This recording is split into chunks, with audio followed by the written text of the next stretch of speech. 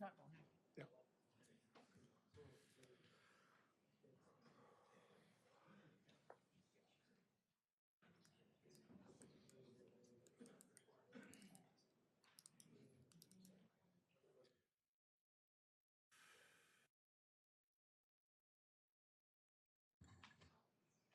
Well, it's not yet the appointed hour, so you can keep talking for a while.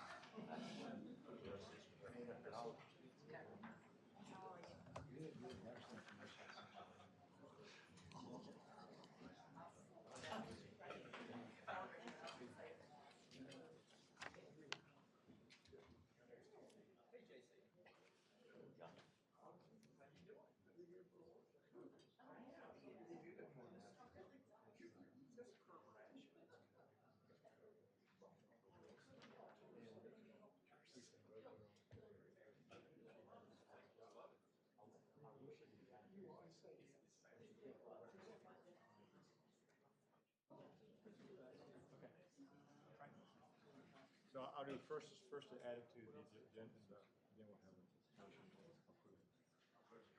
Okay, got that.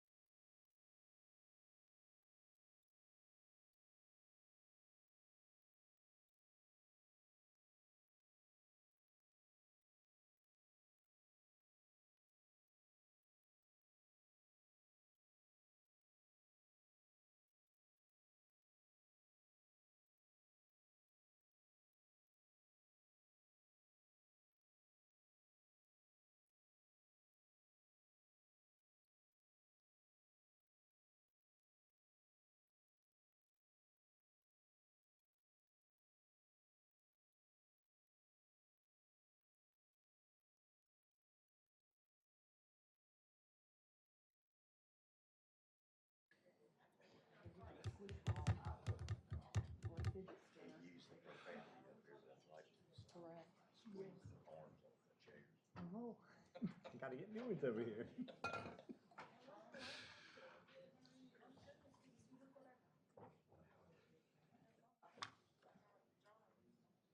Well, by the clock on the wall, we're about 20 seconds away, so we'll go ahead and get started on this. John, how are you doing today? Good to see you. Everybody doing okay? Well, that's good. I'm glad to hear that. With that said, there's an item that's come up that we need to add to the agenda, and what we'd like to do is have a motion to add this to the agenda today and also vote on it today due to constraints that are here for it. The item you have in front of you is consider accepting an offer of dedication of utility easements and public right-of-ways from various subdivisions. In accordance with CDO Article 5, the following final plats and easements are now ready for approval. 212 McGill Avenue, Upper Room, various utility easements and public right-of-ways are offered by the owners. The recommendation is to move to accept the offer and dedication of the following plats and easements, 212 McGill Avenue, Upper Room. Is there a motion? So moved. We got a motion and second. Any further discussion? All in favor, raise your hand. Thank you very much. And also, let's go ahead and, is there a motion to approve this today since we're in a public meeting and we can do so? Mayor, I approve the motion to accept the offer of dedication on the Okay. following plat. We have a motion and a second. Any further discussion? Ready to vote? All in favor, raise your hand. Thank you very much. Anybody opposed? No opposed. All right, they got that out of the way. Now let's look at our agenda. Thank you all for being here today. We'll have on Thursday, have a retirement plaque recognizing Division Chief Mark Goodman for 28 years of service, City of Concord. And a second one will be presentation proclamation recognizing March as Women's History Month. Going down to departmental items, we have number one is the Parks and Rec bond update will be on Thursday by Sheila. We'll have a downtown streetscape update.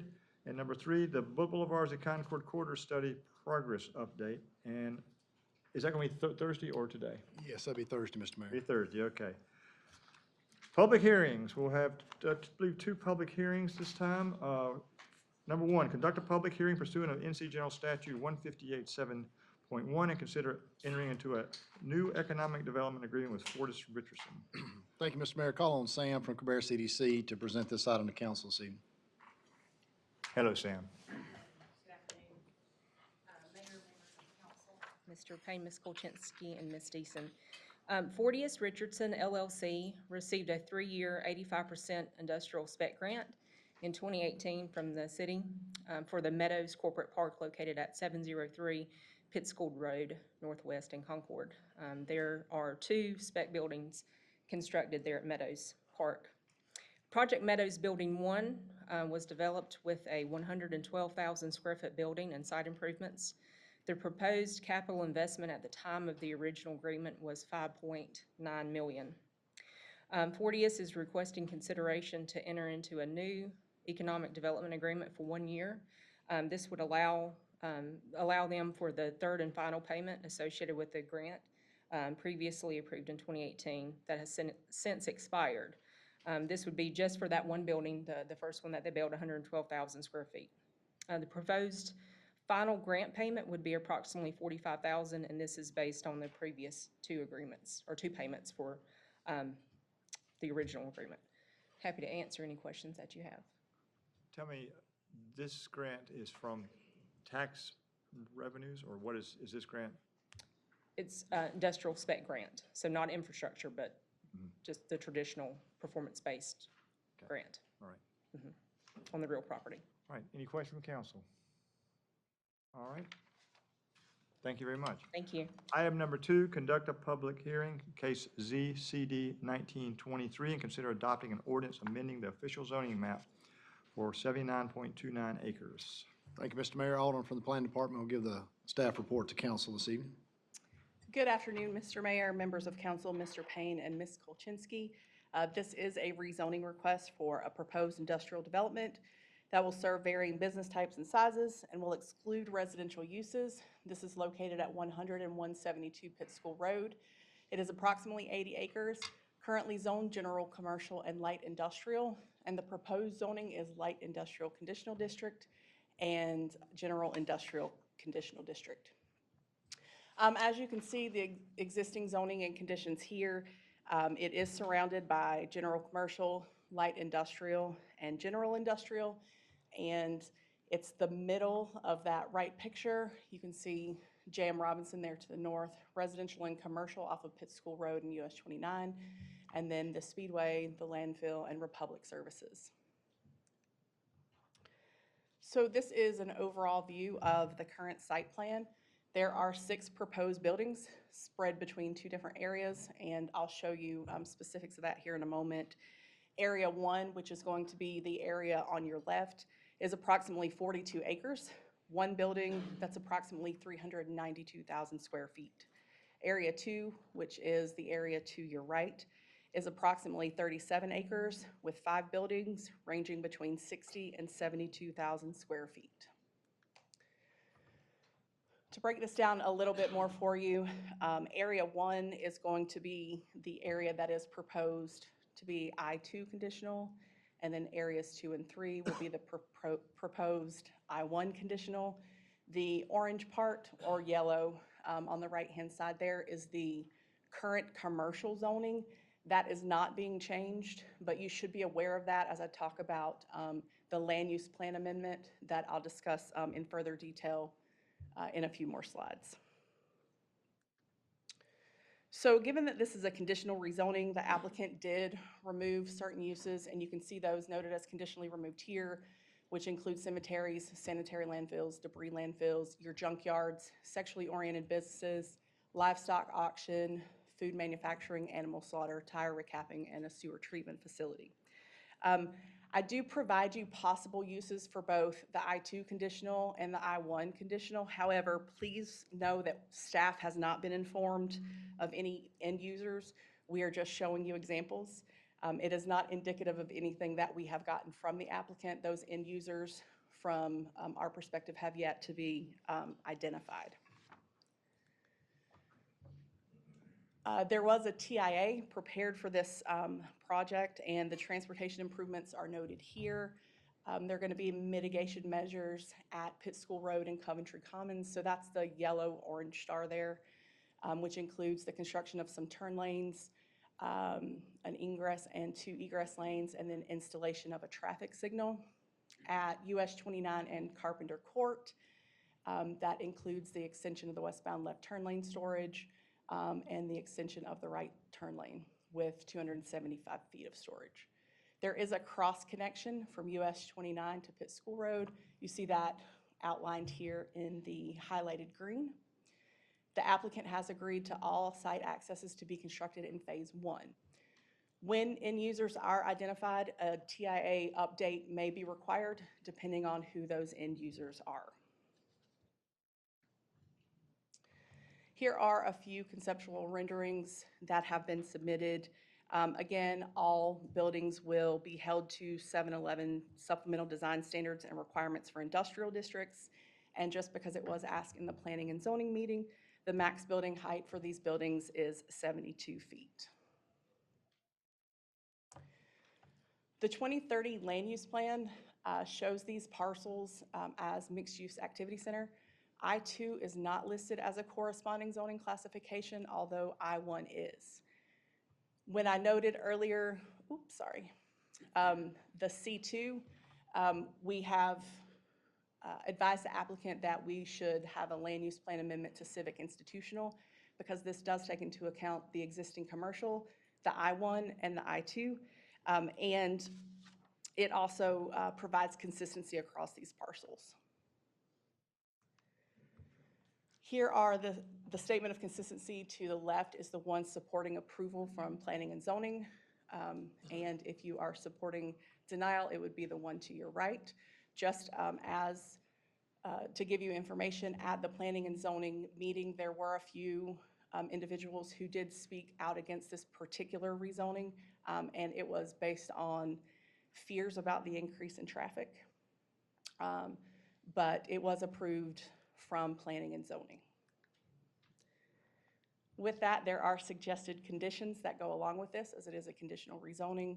You can see those here: compliance with the rezoning plan, adherence to the general notes on that rezoning plan, compliance with design standards. Again, I noted in section 11, supplemental design standards and requirements for industrial districts. Technical site plan review and approval is required, including all outside local, state, and federal agencies, and any future modifications or additions would have to go back to planning and zoning. And then your next steps would be either to approve or amend the statement of consistency, approve or deny the zoning map amendment with conditions, or approve or deny the land use plan amendment. And if there are any questions for staff, I'm more than happy to answer those. All right. Any question from council? Bill, I just have one. Go ahead. Could you go back to the slide that had the road, the new road, as I should say? I assume, obviously, the developer's putting that in, correct? Yes. And are we going to inherit that? The applicant has stated that there is a mutual understanding about that part coming into the city. What does that mean? Well, it is not currently in the city. Okay, no, I know that, but but will it be in the city? I It will guess? be in the city. And it is a part of the conditional site plan, so it will have to. I mean, that'll alleviate some traffic, obviously. Yes. particularly with the Carpenter area there. And that was part of the discussion in planning and zoning as well, that that cut through would help to alleviate some of that traffic. Thank you. Other questions? All right, thank you very much. Petitions and requests, we have, first one is consider authorizing city manager to negotiate and execute a contract with J.D. Goodrum Company. Thank you, Mr. Mayor. Dirk will cover this item for council. Good afternoon, Mayor, members of council, Mr. Payne, Ms. Kolchinsky, Ms. Deason. Have a request in front of you today to authorize city manager an agreement with J.D. Goodrum for a fuel farm expansions of 20,000-gallon tank that we desperately need based on the projections that were forthcoming. We've been working with NCDOT with the project. We found some funding for this, and then we went out for advertisement. Unfortunately, the initial bids that we took did not meet the DBE requirements, so we rejected the first bid and re-advertised. We only had one bidder that meet the DBE requirements. It's exceeded our engineering estimate by a couple $100,000. Nevertheless, we were able to find some additional funding through FAA, the bill, which is the bipartisan infrastructure law funding. FAA determined that it is eligible. So we are asking at this time that the council authorize the city manager to execute agreement with J.D. Goodrum in the amount of $1,632.396.00. Any questions? Any questions from council? Right. Thank you. Thank you. Item number 2, consider recognizing the Haven at Rocky Rivers Homeowners Association and the city partnership. Thank you, Mr. Mayor. Call on Ray Sean. She's going to cover items 2 and 3 to discuss the potential adding 2 additional neighborhoods to our program. So Ray Sean. Good afternoon, Mr. Mayor, members of council, Mr. Payne, Ms. Kolchinsky, and Ms. Deason. I'm here today to request that the council consider formally recognizing 2 new neighborhoods into the city's Partnership for Stronger Neighborhood program. This program has been a priority of ours since the year 2000, and 24 years later, we have 77 official recognized neighborhoods in the program, and 58 of those are active. The first neighborhood we would like to recommend is Haven at Rocky River. This neighborhood has 140 single-family detached homes and is located in the southern part of Concord. The HO board was recently established in November 2023. The officers of the association is President Casey Gettrell, Vice President Omika Murray, and Treasurer Jennifer Pedito. Today, after having completed all of the application requirements, Haven at Rocky River is requesting that the council consider formally recognizing their program and accepting them into the program. By approving their inclusion, the city will have a total of 78 recognized neighborhoods, and the HOA president is actually here today, the vice president. Her name is Omika. She's here, and if you have any questions for her. Okay, any questions? All right, thank you. And number 6? Sorry. I'm moving way too I have another fast. one. Number, One more. number 3. But if you want to go to 6 and tell us all about it, we'll listen. Yeah, just one more. Yeah. So the second neighborhood we would also like to be considered into the program is Roberta Ridge. It's a community that's located off of Roberta Road, and the community also has 206 single-family homes. And they just last year, the HOA was turned over in August of 2023, and they're interested in learning more about Concord and having a rapport with the city. So they're also asking to be recommended for the program. We have the HOA president, Vanessa, and we also have Secretary Kimberly here today if you have any questions. If you just right there. Welcome. Roberta Ridge. That's all for me. Okay, would that give us 60 active? 60 active and a total of 79 officially recognized. Very good. Thank you very Thank much. and you. Nice to have you here. And thanks for the Homeowners Association being here tonight. That's really great. Thank you. Item 4, consider awarding a bid amount of $257,000 to Pike Electric. Thank you, Mr. Mayor. Alex will cover this item for council this evening. Yes, sir. Good evening, Mayor, members of council, Mr. Payne, Mr. Kolchinsky, Ms. Deason. On February 20th, the electric department took bids for all the above-ground construction at our new substation V that's located on Reuben Linker Road. We received 4 bids, and Pike being the lowest bidder, at $257,187.07. Once given the notice to proceed, they will have 120 days to complete the work. I will be happy to answer any questions. All right, any questions from council? None? Okay, no questions. Thank you very much. Number 5, consider approving Public Art Commission's fiscal year 24 project recommendation. Thank you, Mr. Mayor. I think Sarah may or may not be coming up. I think Doyle is going to headline this. So Sarah just handed that off very delicately. Whoa. So Well, Doyle's Doyle, coming up come on to up. address items 5 and 6 for council this evening. So Doyle, Sorry welcome. about that. No, thank you. Before I start, I'd like to introduce the commissioners that are here today. If y'all could just maybe say who you are, that would be wonderful. Yeah. Barbara Probst representing District 1. Thank you. Jonathan Ewert, at large. Lisa Washington, District 7.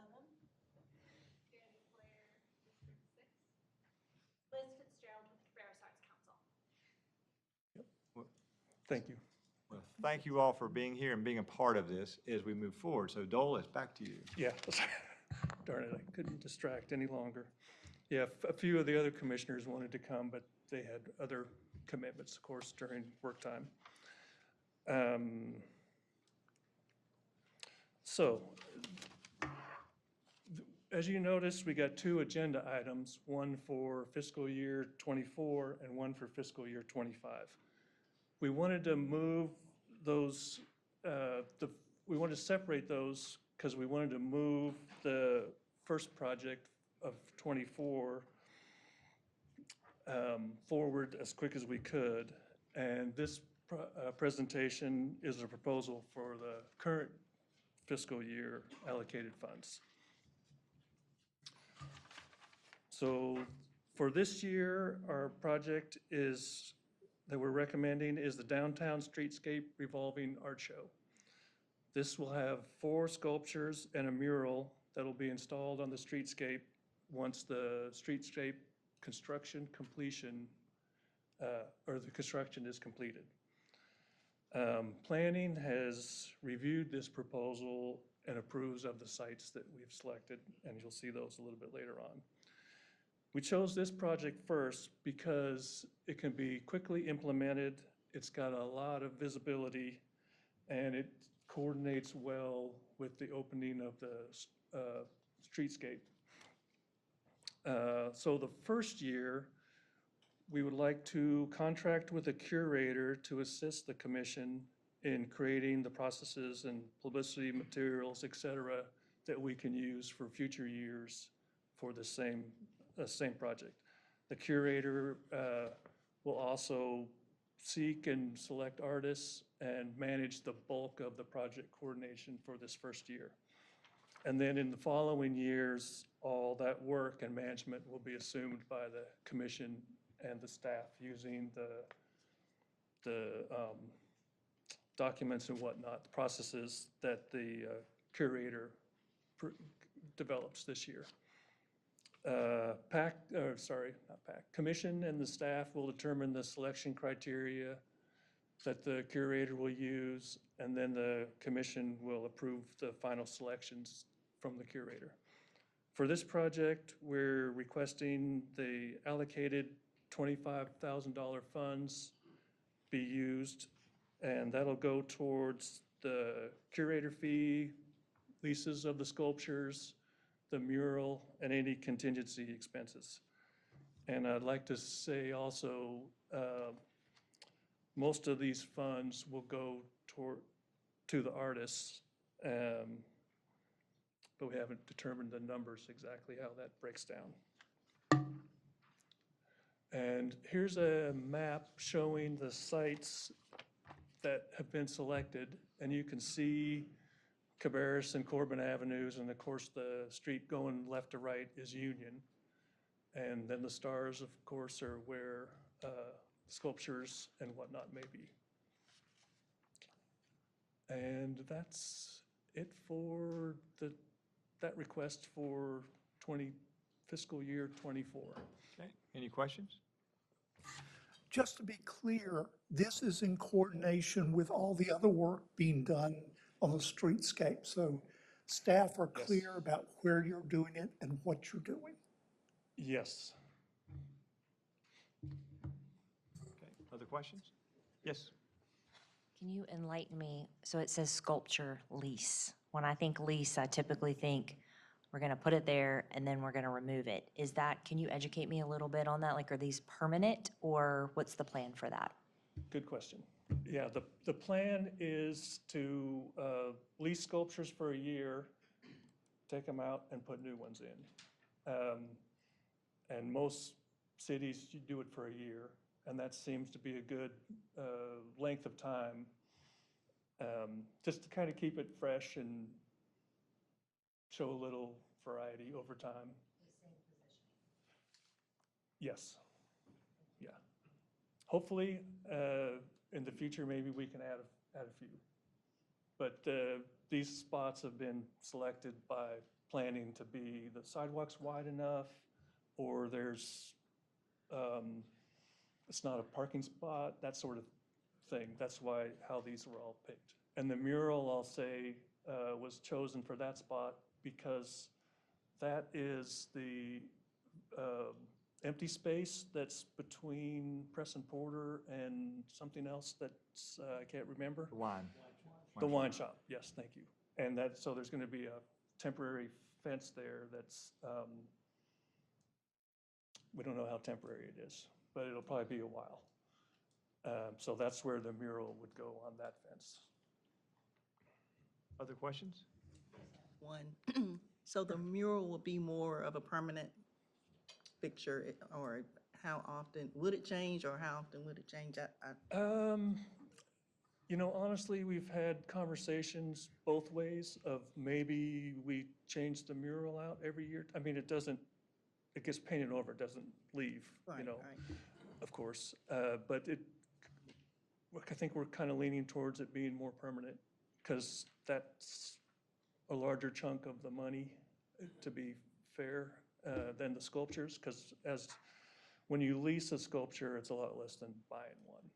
But you're kind of buying this mural for all intents and purposes because the artist can't take it to the next spot.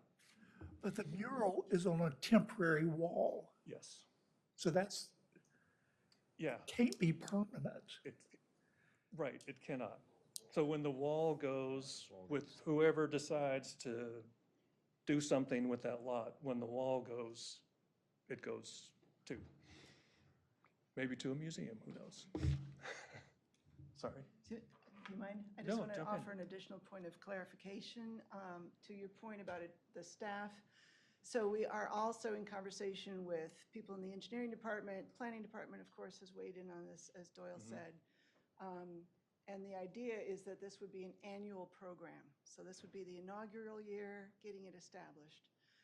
The conversations with the engineering department are to determine to what degree we need to reinforce those concrete areas so that they can take a new sculpture year after year. And then the program curator would be enlisted to make clear to approval or to applying artists what the limits are on size and weight, et cetera, for the sculptures.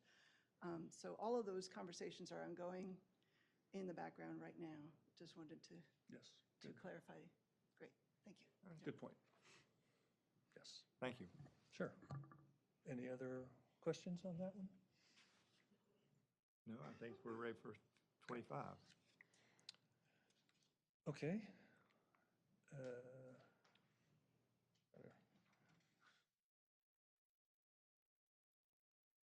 Yeah, okay, we're here. So this next presentation is for our proposed annual work plan for the upcoming fiscal year, which is fiscal year 2025. I hit the wrong button. Oh, okay, thanks. This work plan presentation will provide a brief synopsis of the past year. It'll emphasize a few ideals from the master plan, and then it'll outline our proposed projects for the next couple of years and provide a summary for each project.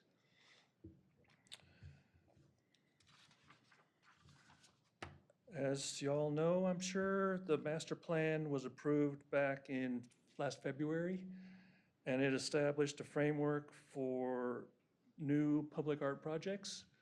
And then the first commission meeting was in September of last year. And one of the tasks of the commission is to provide an annual work plan for implementation of the parts of the master plan.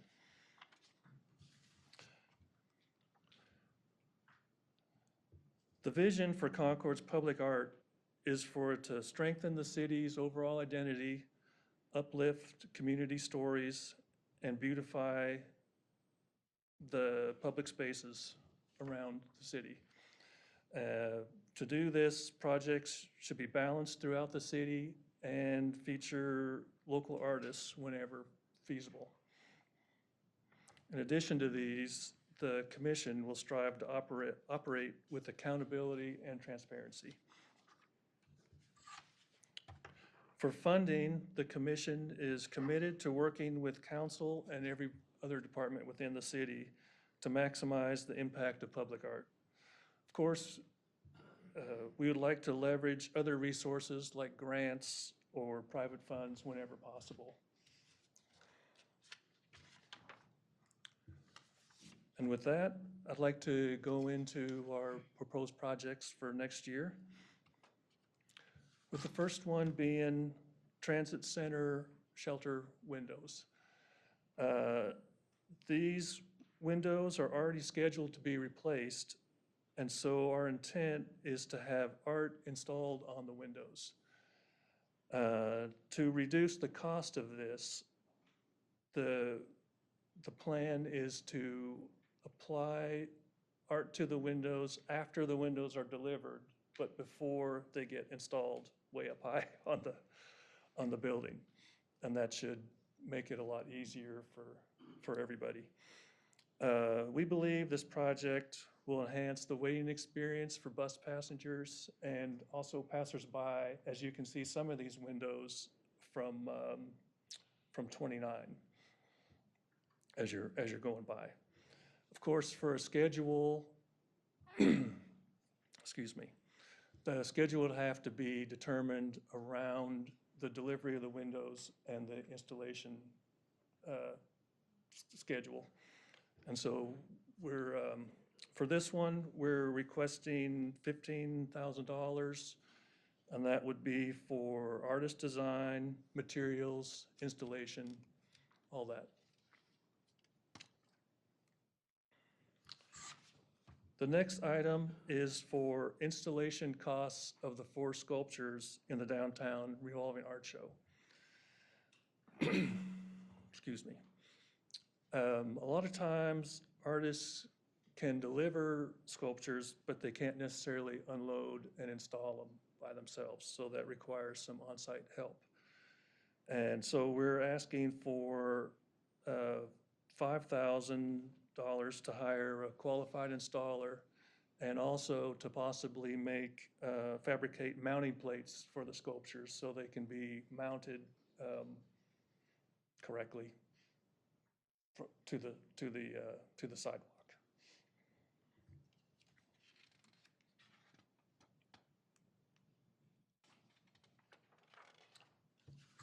The next project is one mural on city property.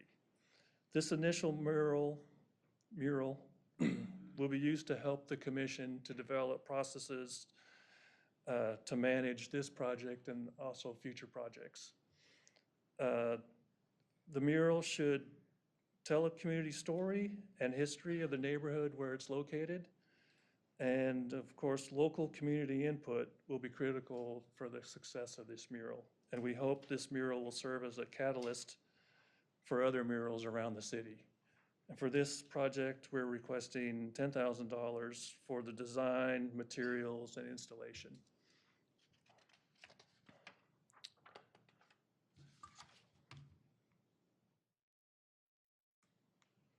Oops, okay. The next one is the public art database. This is a new database for existing public art that's currently located throughout the city. Commission members will develop the database criteria and begin populating the data.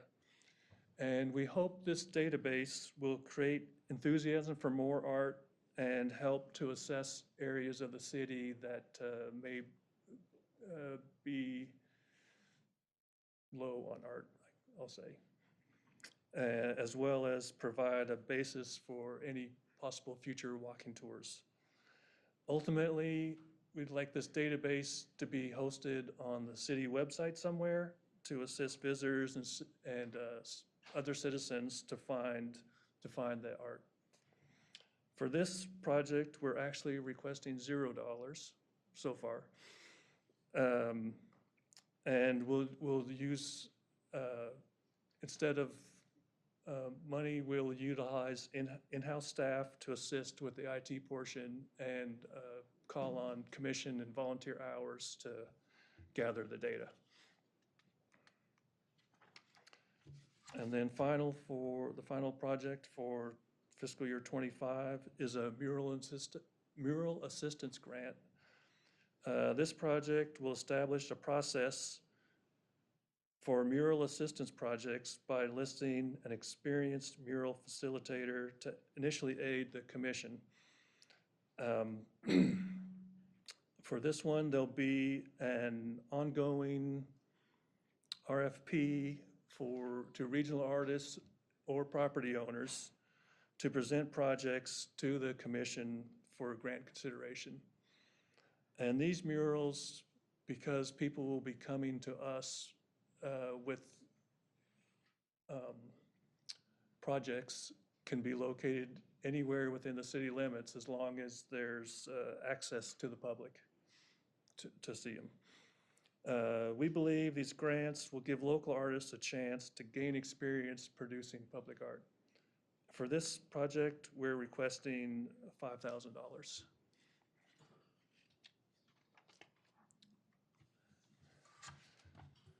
For fiscal, Interrupt you for a moment about 25 before you go to 26. absolutely.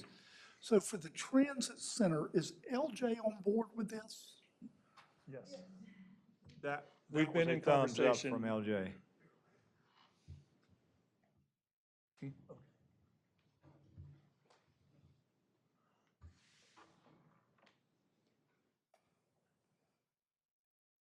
Part of the transit center renovation projects that we're working on, we've done the busway, repainting the canopy, things like that, are those translucent panels that run along the top of the bus canopy. If you take a look at them, they kind of look like chiclets that are going bad. So we want to not have that look continue to degrade. So we're already going to be going through the materials process to go ahead and upgrade those. So we can't use federal funds to pay for public art. So hence, the art funds would do that over and above the FTA funded part of the project. Okay. Okay. Thank you, And LJ. the second one, your major mural, the second item, do you have any thoughts about where that would be located? This one? Yes, No, we haven't selected a spot yet. but would not necessarily be downtown, or would you Not prefer it necessarily, not to no, be absolutely. downtown? You know, this one was chosen to be on city property, one, because it's a good test case for us. And it would help, we would interact with more city departments and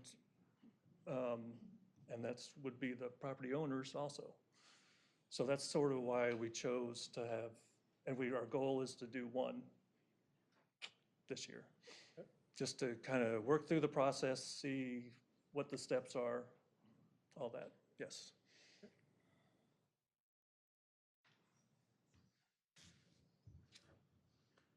Anything else on Any more 25, questions or on I'll just 25? keep going? It's almost over. So for fiscal year '26, as you've noticed, most of the projects for fiscal year '25 can be ongoing with no specific end date, with the exception of the transit center windows. So in the next annual work plan, we'll propose to continue these ongoing projects and introduce a new project in the new Ramsar Park. This project will be coordinated, of course, along with Parks Planning to determine the best options to integrate public art into the new park for the maximum impact.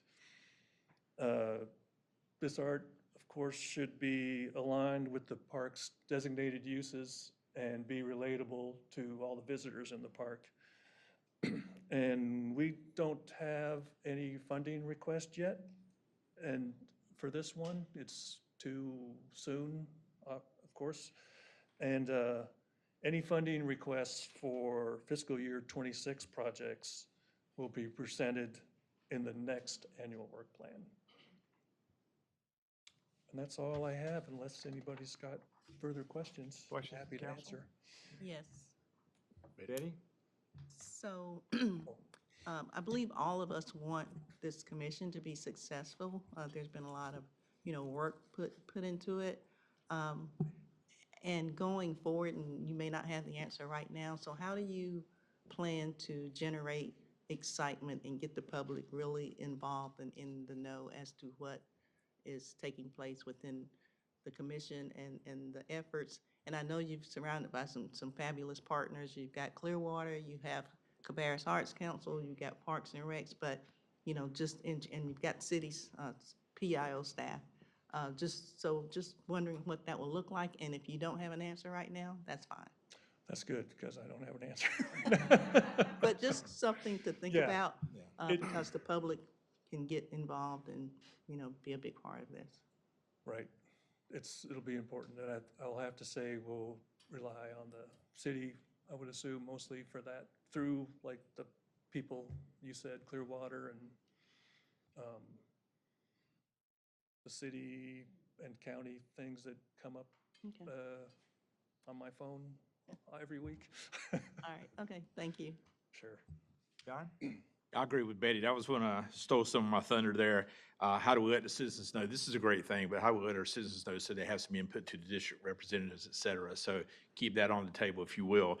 Another part was, have we integrated this with our school system and with RCCC for the young artists that are out there, where some of these murals could be theirs? There could be a contest within the Cabarrus County Schools of and have a winner, and that winner is the one that has for a year, has their, or shorter, has their art on display, something like that, to include the community a little more and kind of spark our youth to look back into art as a future. That's a great idea. And to be honest, we haven't really gotten that in depth yet, but that's certainly something we'd love to pursue. Other questions?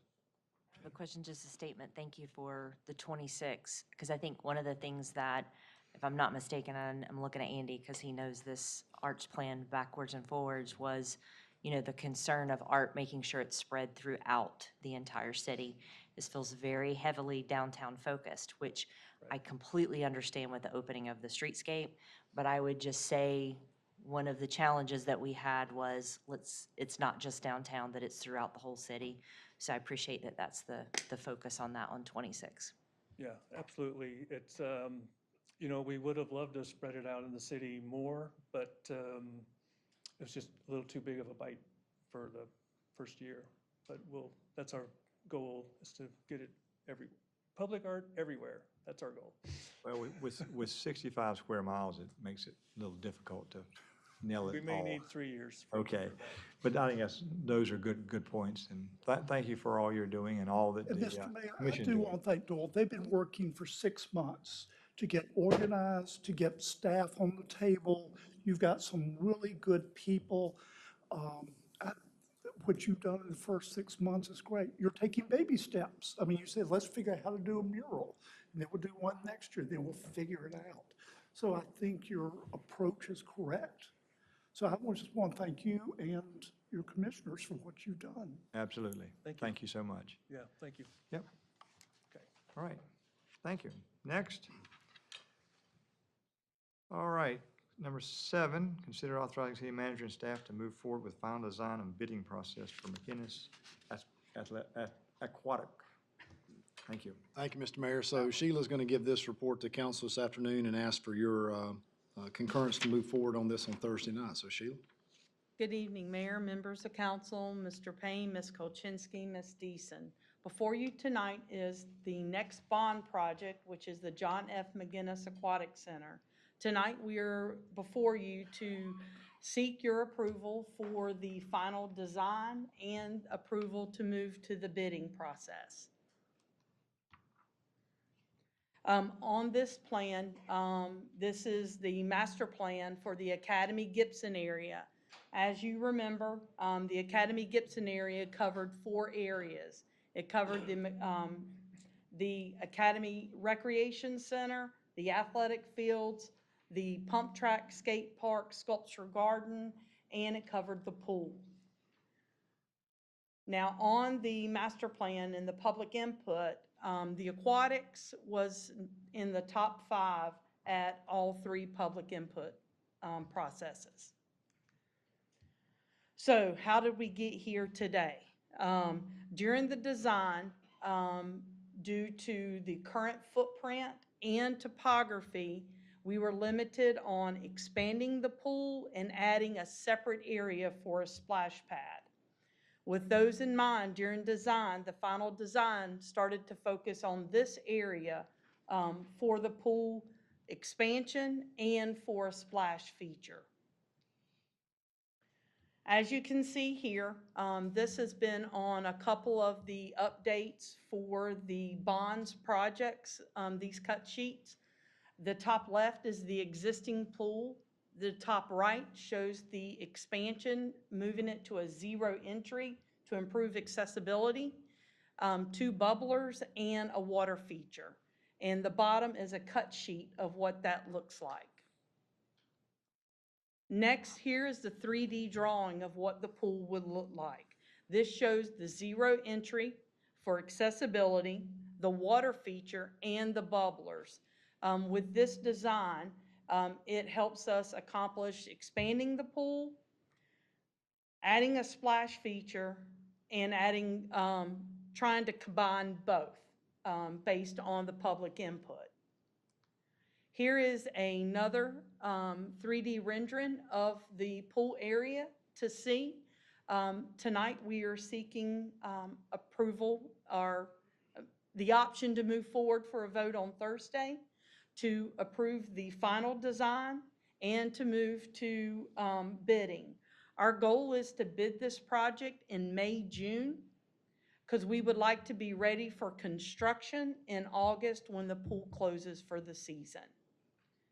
And I'll be glad to answer any questions. Questions?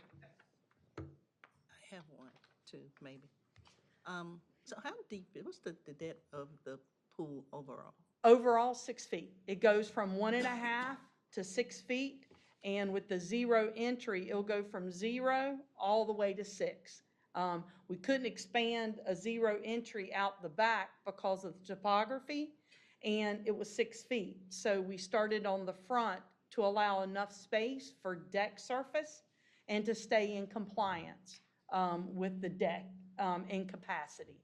So the capacity does not change with this improvement and renovation. So other than the human eye and parents watching their kids, will there be any kind of a buffer to keep little kids that may be using the Well, splash the pad pool, the pool has lifeguards. Okay. We provide lifeguard service for the pool all hours of operation. All right, thank you, just checking. No problem, you're very welcome. Any more questions? All right, thank you, Sheila. Thank you. Number 8, consider authorizing city manager to negotiate an extra contract professional services for R.L. Conrad Associates. Thank you, Mr. Mayor. So Devin is here this evening to discuss items 8, 9, and 10 with council. So Devin, if you would. Afternoon, Mayor, members of council, Mr. Payne, Ms. Kolchinsky, and Ms. Deason. The item before you is to consider awarding the professional services contract for transportation planning services for the Cabarrus Rowan Metropolitan Planning Organization to RL Conrad and Associates. They are the current contractors with the current contract that expires June 31st or June 30th.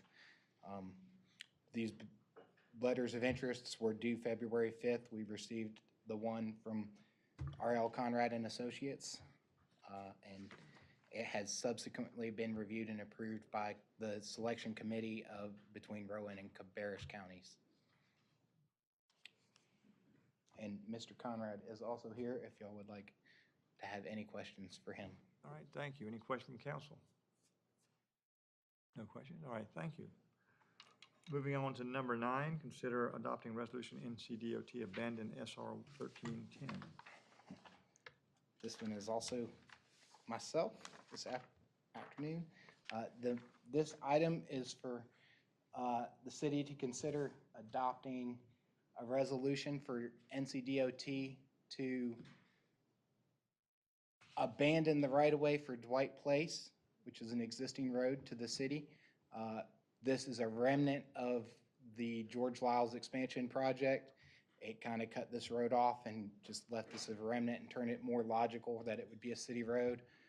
The other consideration in this is that having this abandoned to the city would eliminate one step if future development would like to incorporate this area as part of any future plans.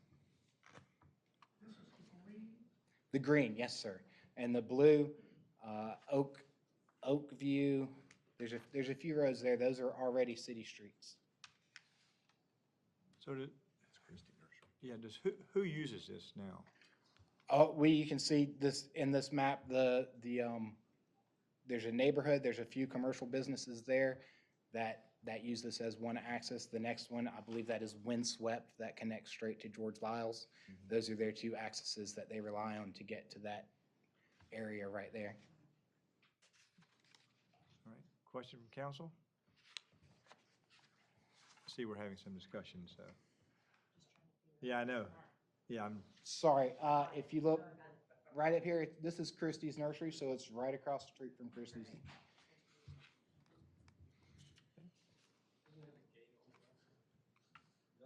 It should be open, yes, sir.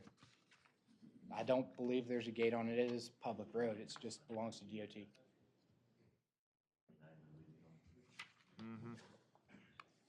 Okay.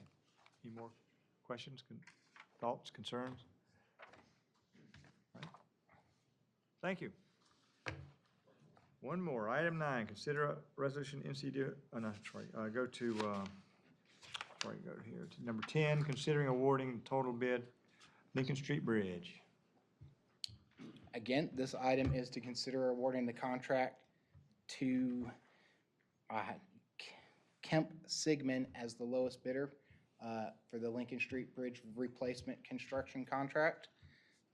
We received first round of bids and those were rejected. The second re-bid, re-advertisement was received on February 13th. Kemp Sigmund was the lowest bid in the total amount of $2,743,739.58. $125,000 from CDBG funding is part of the project funding for this. The remainder that was not fully allocated for would be requested to be transferred through budget amendment from the reserves of the Transportation Project Fund to cover the difference. The contract terms as they are would be for the bridge to be open to vehicular traffic in 270 days from notice to proceed, and then fully complete within 360 days from the notice to proceed.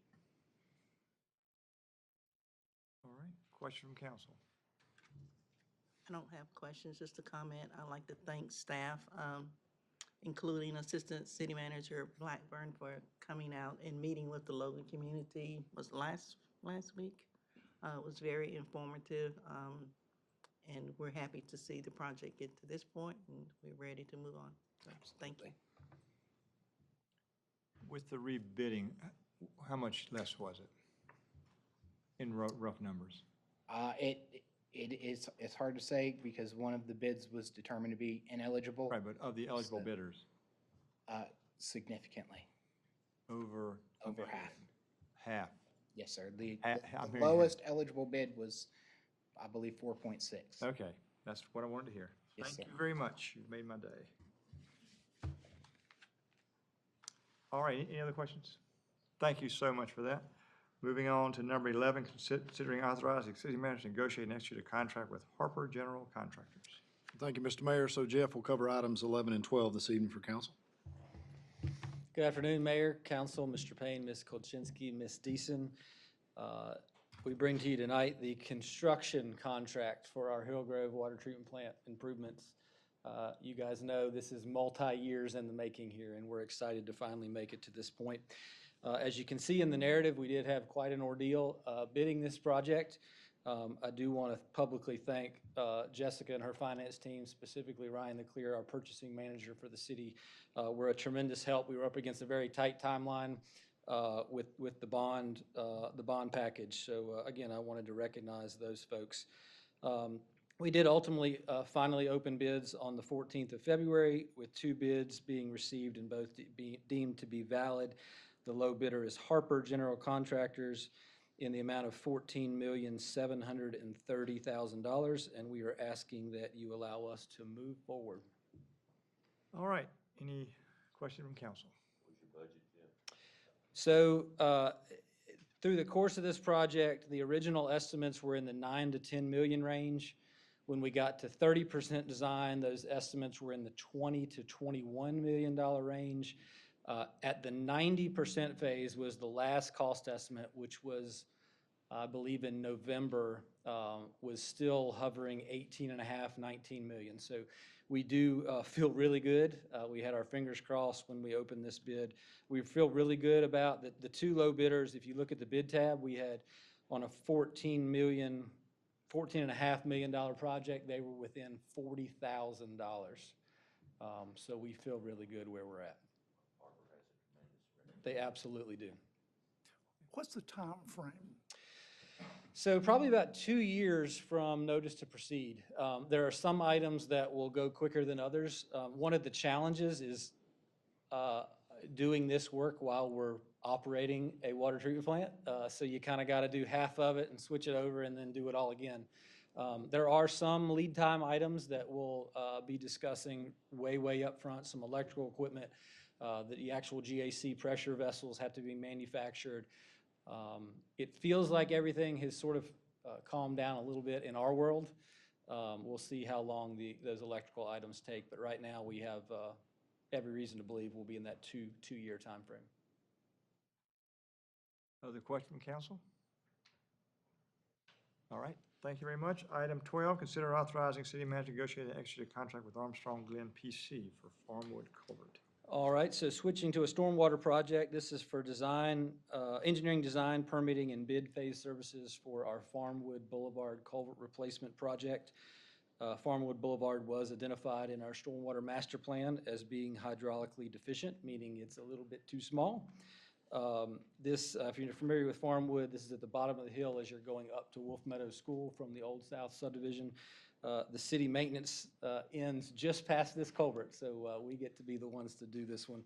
But again, we did a public RFQ, selected Armstrong Glen, and that is in the amount of $165,000, and that'll move us forward with design of this project. Thank you. Any question from council? I like your hydraulics are deficient. I'll remember that one. Just make sure it's clear. I got it. Thank you. 13, consider authorizing city manager to negotiate and execute a contract addendum from DR Reynolds, construction of new Fire Station 6. Thank you, Mr. Mayor. I think we have a tag team effort of coming up here. The 2 chiefs and Jackie are coming up, so yeah. Three J's here. So Jake, are you leading off? Yes, sir, Okay, I'll take it. How go about ahead, that? Mr.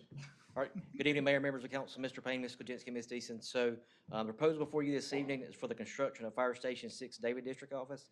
It's a multi-story, 24,142 square foot facility that will house firefighters for Engine Company 6, our blaze units, along with the supervisors and police officers of the David District.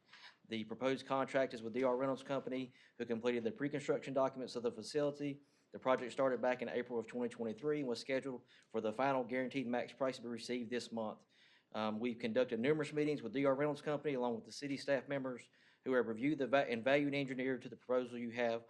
The requested amount is $12,193,800, which includes the FFEs for the project.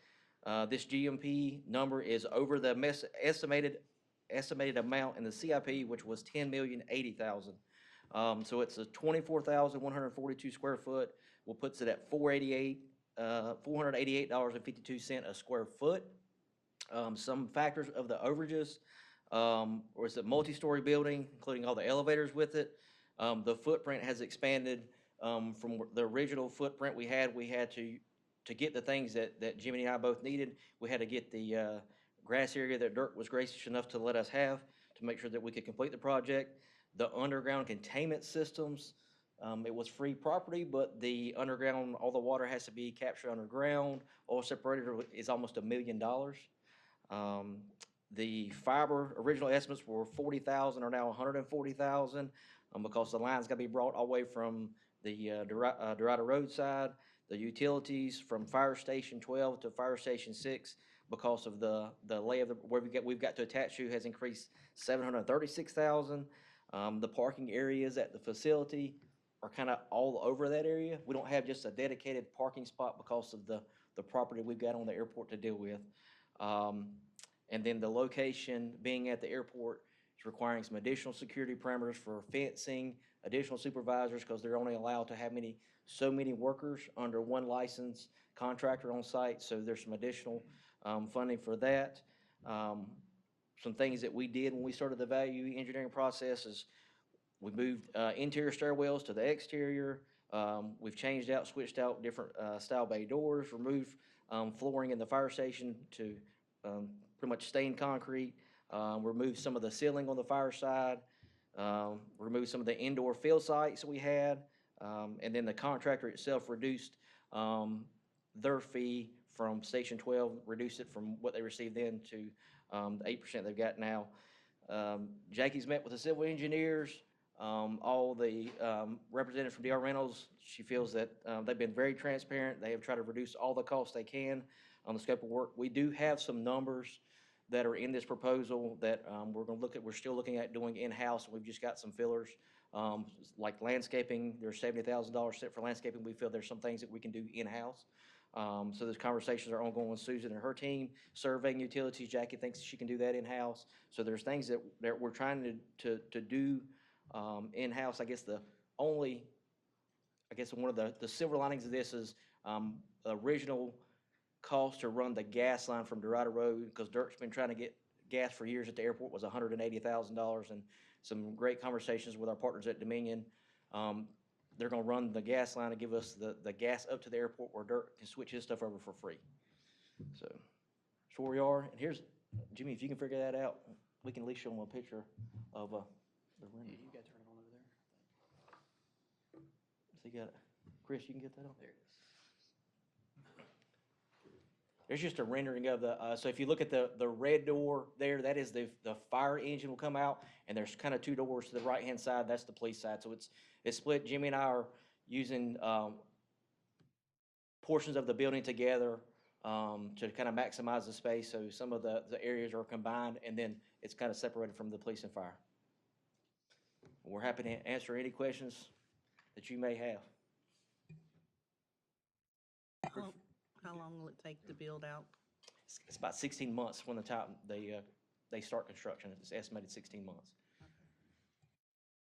And we do have a representative from DR Reynolds, so Bob's here with DR Reynolds, if there's any specific questions for him. And I know I've had some conversations with Jessica, and I think she had a meeting today at 3 o'clock on the financing side of it. And refresh our memory on, you'll be able to service inside as well as outside? Yes, sir. So on the opposite side, the suppression unit will come out on Jetstream Aviation side, and inside is where the blaze units will be kept. So how the ARF trucks now go out and go straight to the taxiway, it'll be straight the same way they're going to go out. So this building, Joe Gibbs is on your left-hand side, and Spitfire's on your right-hand side, and the ARF trucks will just go straight to the airport. And you can also go out into the community. Yes, sir. Yeah, so it's split. So this engine that's facing straight out goes I didn't want to have to go through a gate, so they basically opened the door and go out Jetstream Aviation to Dorada. Okay. Two purposes. Yes, sir. Jake, I have a question. Yes, ma'am. So how does this impact from a service perspective? Because you know, 7's right there. 9. 9's right there, sorry. Yeah, you're right, Yeah. right at Ivy Klein. So how, like, will you be redrawing an area? or what- It is, what's so the- this station really picks up more Station 11's area. So this engine company from the GIS standpoint, it's pulling Concord Mills. So when you look at the GIS and the AVL on those fire trucks, when you leave Station 11, the business is just on the other side of 85, Station 11's quicker too. But when you put an 11 engine company at hold on. station. 11 is On Weddington Road? Yeah, Okay, yeah. okay. Go ahead, So sorry. when you cross 85, the building's on the right-hand side, AVL has it quicker, or truck there. AVL, when a company checks out at Station 6, it's quicker for that truck to go. It serves really Highland Creek, the Concord Mills area, up Cox Mill, where Station 10, Station 6, Station 9. Station 9's district will go back more towards Gable Oaks down Popper Tent Road. So it really impacts Station 11's area more than it does More than Station 9, even though you could potentially see them, yeah. the district is just different. Doesn't work.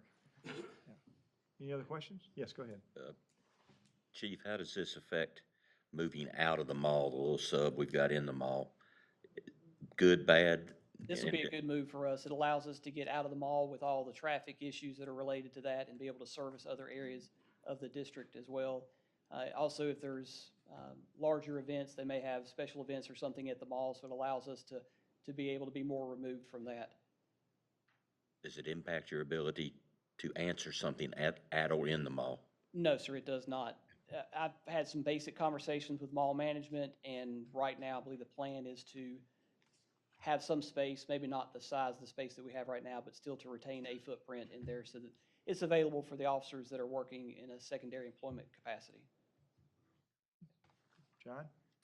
Chief Jay, do you see this increase in coverage as a potential savings for the citizens on the insurance rating we get? We're already doing phenomenal. Your team's doing great, but do you think this impact that in a positive manner? So I think the ISO is already there. I think from a response time standpoint, is where you're going to see the reduction there.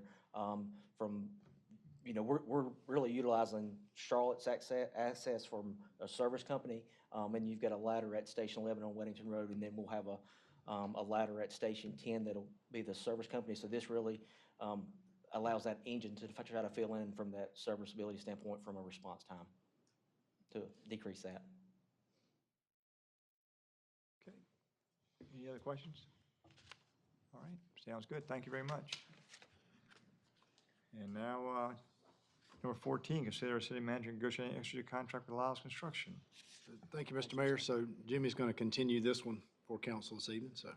Mayor, members of council, this is a request to consider authorizing the city manager to negotiate and execute a contract with Lyles Construction in the amount of $295,701.47 for the renovation of the Charlie District Office, which is located in Fire Station 7. This will provide us with more room to be able to operate out of that facility. Currently, it's a small space that they use, which is the same footprint that was used when we went to district policing back in early 2000s. With the upfit of Station 12, the community room has moved to that location, so Parks and Recs has vacated the community room there, which will be able to utilize that space, provide a roll call area and other spaces for the police officers, and it allows for Jake's firefighters and our staff to share some of that space for a training room for them and roll call for us. Questions? Thank you very much. Item 15, consider appointing a voting delegate to the NC League of Municipalities City Vision 2024 Conference. Traditionally, I would be the one doing that. We'd also like to have an alternate. If somebody would like to volunteer to be the alternate who's going to the meeting, be glad to have whoever would like to do that. Okay. Would you like to do it? Okay. Move we appoint Councilman Crawford. Okay. Okay. And who is going? Almost everybody's going? Okay. Great. That'll be good. And also, I'm now on the board of the league and go with the Metro Mayors that's on the executive committee there. 16, consider amending Alan Benson's term on the ABC board expiring June 30th. We've already got that plan to change it so we don't lose two at one time. Alan will be serving, will move his term to serve another year, which will give us everybody staggered on the board. Any questions on that? We all clear? Okay. And anyone want to, let's see, on the consent agenda, is there anyone want to pull any items off the consent agenda? Yes, sir. I just want to comment, we talked about, recognized neighborhoods. It's good that we're going to recognize the personnel as far as city employees that help with those recognized neighborhoods as a liaison. That's number A there. And I wanted to thank Chief Jake also. Thanks for your education on the bed shaker unit, which I think is phenomenal. I had never really thought about that. You can smell, if you're hearing impaired, of course you can smell the smoke and maybe feel the flame. It's probably too late at that time. So that is a pretty neat thing there. So thanks for the education on that, Jake. All right, need a motion to go into closed session pursuant to NC General Statutes 143, 318, 11A, 3, and 4 in order to consult with an attorney to protect client-attorney privilege and discuss location, expansion of industries or other business in the area served by this public body. Is there a motion? So moved, Mayor. Second? Second. All in favor, raise your hand. Thank you so much. We'll be in closed session. Thanks, everyone. We'll see you Thursday.